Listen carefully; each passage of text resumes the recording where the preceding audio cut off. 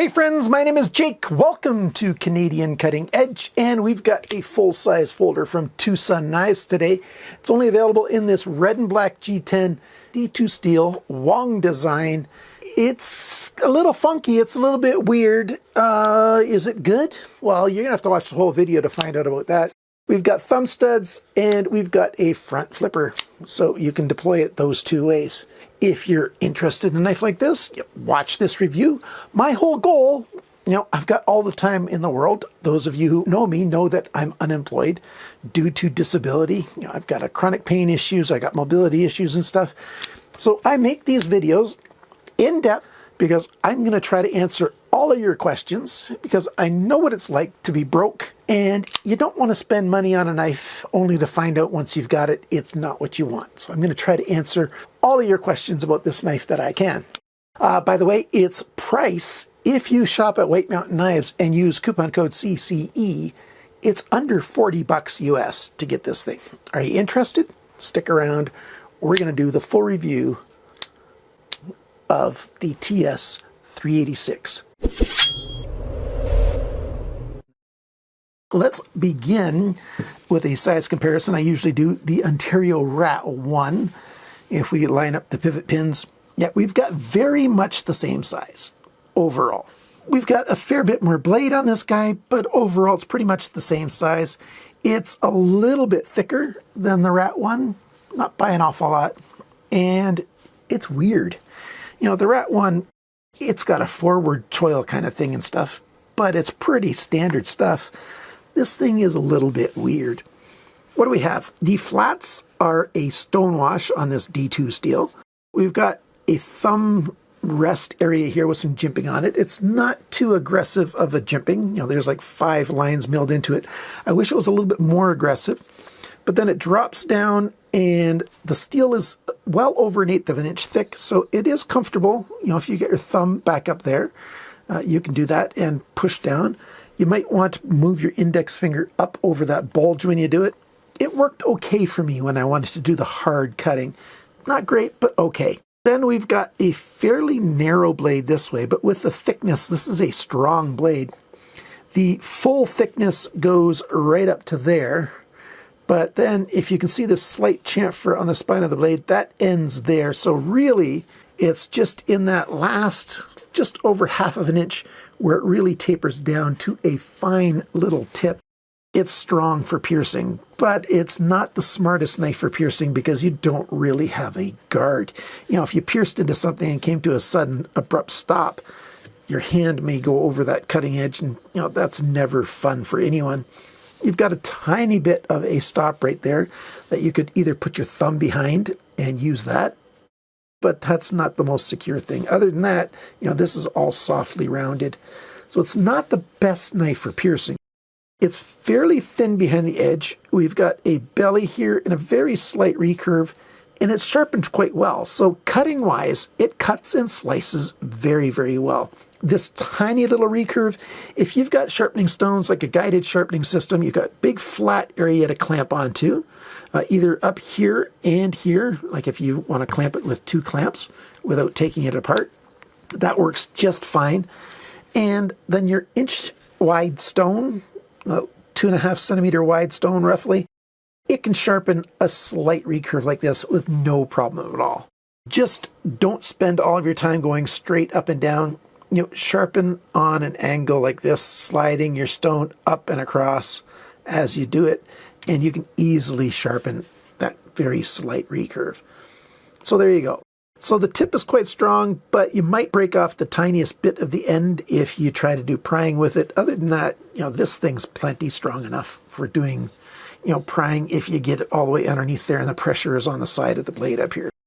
And the badging on here, Wong design, it's on the main bevel. I wish it was up on the flat somewhere, preferably up here. They could have easily put that Wong design logo up there on the flat. That would be much better in my opinion. Or even, the TS386 D2. That's larger than it should be. Like, that's just big. And on this side, you've got the TwoSun, again, on the bevel, where there is area on the flats that they could have put it on there. So I don't like the badging. It's a little bit too much. How about the sharpener's choil? Well, we've got a plunge that, of course, starts at the ricasso, comes down, and the sharpener's tool is not quite big enough for the size of the plunge. When you're sharpening this thing, there's a very good chance that you're going to sharpen up onto the plunge there and create a bit of a mess there.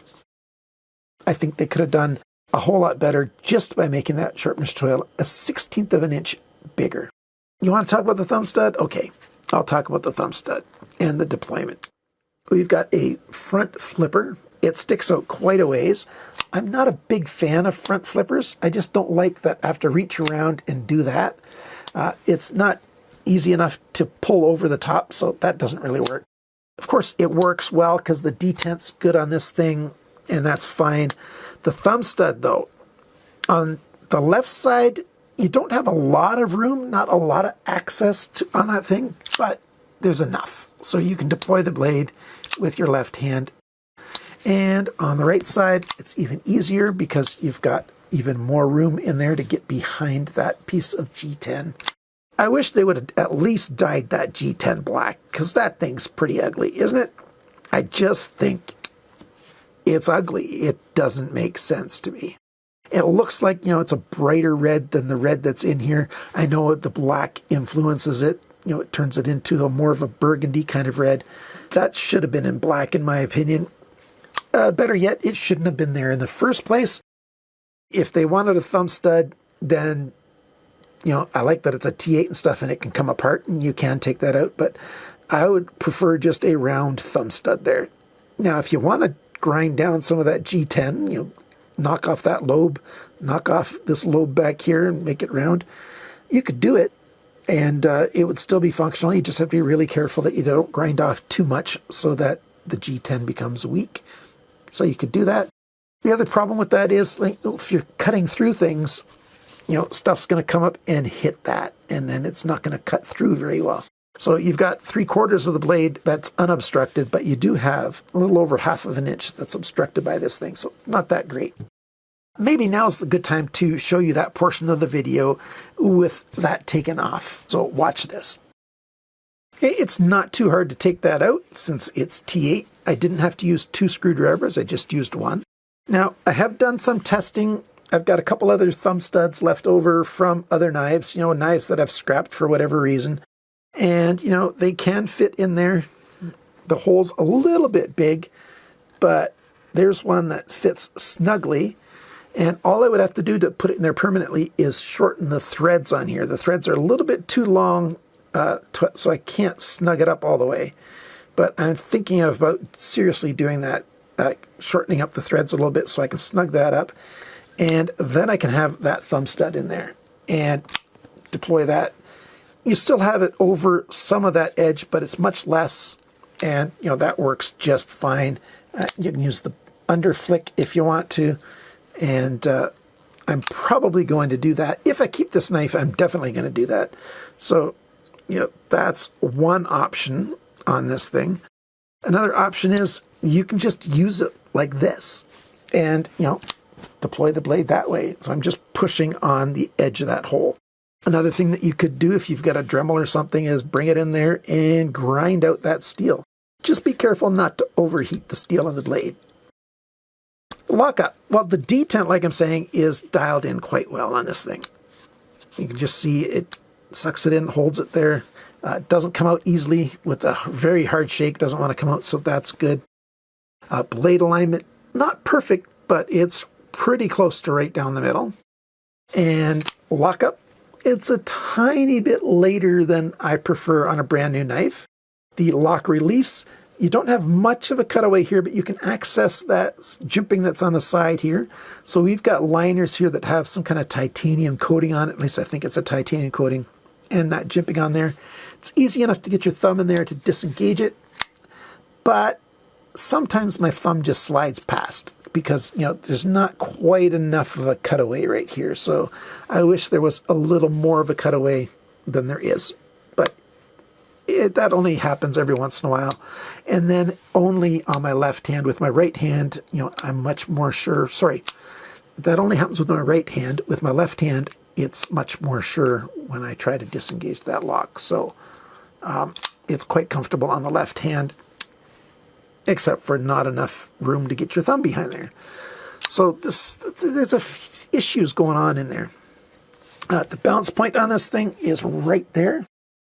It's about in the middle of the lock release. I wish it was closer to the pivot pin. It's not that big of a deal, but that's what it is. The handle is very soft and flowing and organic. You see the shape of that? Let's move these things out of the way. It's okay. There's no lanyard hole, but we've got that nice flowing rounded edge everywhere. 3D milled, like this is rounded. The high spot or the thickest spot, it's right there by that red dot there. Yeah, it's okay. We've got T8 high quality screws everywhere, even the pocket clip screws, so that's good. We've got a big backspacer right here, and then we've got that pocket clip. The pocket clip sticks out. It's the classic budget TwoSun pocket clip. Let's take a look at it going into a pocket here. Climbs over the edge, slides in. There's lots of room in there. You could have quite a bit thicker of a pocket and still have enough room there. So not bad at all. So if you've seen TwoSun knife reviews, you've seen that pocket clip lots of times. The grip on this thing, well, reverse grips, a pull grip, since it's all rounded over here, that works fine. A more of a fighting grip, that works pretty good too. You can, cinch up to the end of the handle and have a greater reach, and you still have a solid grip, so that's okay. The saber grip works quite well, hammer grip as well. It's decent. My hands are just barely into the extra large range. If your hands are fully into the extra large range, you might find this handle a little bit, too small this way. Thickness wise, it's good enough, but some people just don't like it if the handle's just too small this way. We've got a fairly big stop pin here. You can see it's engaged. It hits, in the sharpener's choil when you go to close it, which is just fine. The blade's tucked away, although you can reach the heel of the blade right there if you reach in. And then when it's deployed, the stop pin's covered up by that arm. As you can see, there's no skeletonizing. If there was, that would have made that balance point closer to the pivot pin like I would have preferred. But we've got a ceramic detent ball there. We've got some ceramic ball bearings here in that nylon cage. Quite nice. We've got a nice little detent ramp, as most TwoSun knives have, even if they're the low budget ones. The stop pin, the hole's a little bit too big. It's loose in there. I wish that they would have made the tolerances a little tighter so that it would sit in there a little more tight, but that's okay. We've got a nice D-shaped pivot pin, and the D-shaped hole is right there on that side. The G10 backspacer comes off, and these pins don't have a shoulder on them. This is just a fixed pin on this side, and it doesn't turn. Like, that's not a screw head, that's all one fixed pin. And since it doesn't have a shoulder, if you want to put it together without a backspacer, then what these pins are doing is they can go all the way through.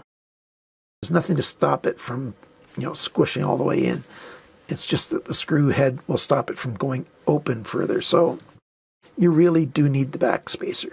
The screws are good, high-quality screws. There's no Loctite on any of them. It's just high-quality steel made to high tolerances. I'm very happy with that. Just before we go over all the sizes and dimensions, I did talk about no thread locker there. That screw does come loose during use, so you might want to use something on there to keep those threads from spinning out. Let's do the sizes, dimensions, and such. The weight of this knife, 140 grams. That is 4.94 ounces, so just under 5 ounces. The sharpness from the factory, 100 best, so that's better than average. The cutting edge length and the blade length are within a tenth of a millimeter, 79.4 millimeters, 3.13 inches. The thickness of the blade stock, 3.74 millimeters, which is 0.147 of an inch, so well over an eighth. The blade depth, it's biggest right here at the heel of the blade, because we've got this, drop here, or from this perspective, a riser. 28.2 millimeters, 1.11 inches. The thickness behind the grind, measured in 3 places. The average dimension there is 0.44 millimeters, 17,000ths of an inch. So that really helps with how slicey it is. The grind angles. This side's got an average of 21.9 degrees. This side's got an average of 19.5 degrees. This side started here at the heel at 22.4 degrees. Right about the middle of it is 20 degrees. At the tip, 16.7 degrees. This side started at 21.3 degrees. Again, 20 degrees in the middle, but then back up 24.5 degrees over here. So yeah, that's a fair bit of change. 4.5 degrees of change in that little space. And this side's got 5.7 degrees of change along the length. That's a little bit too much. That's not that good. Moving on. The handle length, not counting the pocket clip that sticks out extra, 123.3 millimeters, 4.85 inches. The grip area, almost 11 centimeters, not quite, around 4.25 inches. So lots of grip area. The thickness of the handle at the thickest point right there, 15.3 millimeters, 0.601 of an inch. It's not that much thinner at the thinnest, but it is a little bit thinner, right here where my thumb is right now. The handle depth, right there, 24.7 millimeters, 0.972 of an inch. When the knife is closed, that's not the widest point. It's right back here, 24.4 millimeters, 1.16 inches. And the total length of this knife rounded down to the nearest millimeter, it's about 203 millimeters or 7.99 inches. So yeah, 8-inch knife. It's not great. It's a nice knife. I love that it's got T8 hardware and that the hardware is high-end screws. That really is a big deal to me, especially that this is T8, so it makes it easy for you to change the thumb stud if you need to or want to. So that's good. The grip is very comfy. The pivot section here, very well done. Lock up slightly later than I want, but we've got a good detent. It's not hard to access the thumb stud, and you can use the front flipper if you want to. Alignment's pretty good. So good mechanics in this thing. Pocket clip, yeah, it's an ugly big pocket clip that TwoSun's been using for a while. Yeah, I don't really like it, but is it hot in the hand? No, this pocket clip's not really hot in the hand. I didn't find a problem with that. What are the cons on this thing? Well, that thumb stud's a con. It's just too funky. It's not very functional. It gets in the way of cutting for almost an inch. But you've got options if you want to change it. Like I said, the knife isn't that terribly expensive. That's another pro. What is it? $43.99 at White Mountain Knives. And it is in stock as I'm recording this. You save 10% with coupon code CCE. That makes it $39.59. That's about 55 Canadian for a fairly decent knife. I don't prefer D2 on my pocket knives. Pocket knives are often stuck in humid pockets or something. Corrosion and stuff. I'd much prefer a good stainless steel, but TwoSun does a good heat treat on their D2 steel, so it's got pros, it's got cons. The sharpness choil is not quite big enough, but it's not really terrible. This blade, how well does it cut? I really like it. It cuts and slices well. The recurve is not so much to be a bad thing.